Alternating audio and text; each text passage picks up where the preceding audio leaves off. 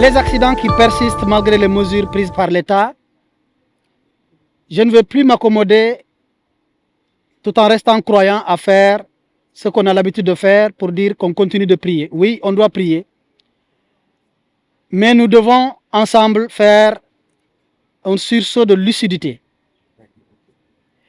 Comme je l'ai dit lorsque j'étais en visite à l'autoroute de Saint-Louis, c'est l'occasion de m'incliner devant la mémoire de ceux qui sont arrachés à notre affection. En renouvelant mes condoléances, les condoléances du chef de l'État, du Premier ministre, de tout le gouvernement, aux familles éplorées. Mais ça ne peut pas continuer. Ça ne peut pas continuer. Nous savons que la balle, en grande partie, est dans notre camp. Et dans notre camp, s'est passé quelque chose qui s'appelle les États généraux des transports publics. Des résolutions en sont sorties. Nous les avons mûries, finalisées avant-hier, ensemble avec les équipes. Et à la demande pressante du chef de l'État, ça lui sera soumis.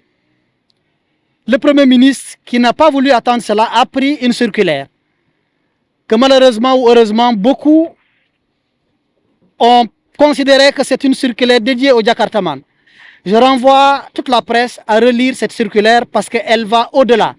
Ce n'est qu'un petit chapitre qui est dédié à mes frères les Jakartaman que je félicite de passage. Mais l'essentiel est dédié aux mesures à renforcer de toute urgence pour le respect du code de la route, tout simplement. Le chef de l'État nous a demandé d'être dans l'action, de faire moins de déclarations, mais d'être surtout entreprenant, diligent, pour stopper ce qui, aujourd'hui, à 90%, les accidents qui sont notés relèvent du fait de l'homme. Ce n'est pas une fatalité.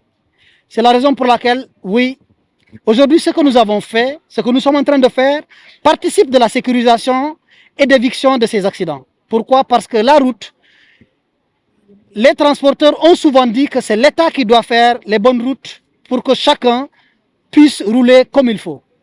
Mais nous avons remarqué que les accidents les plus horribles enregistrés ces derniers mois sont faits sur les routes les plus belles.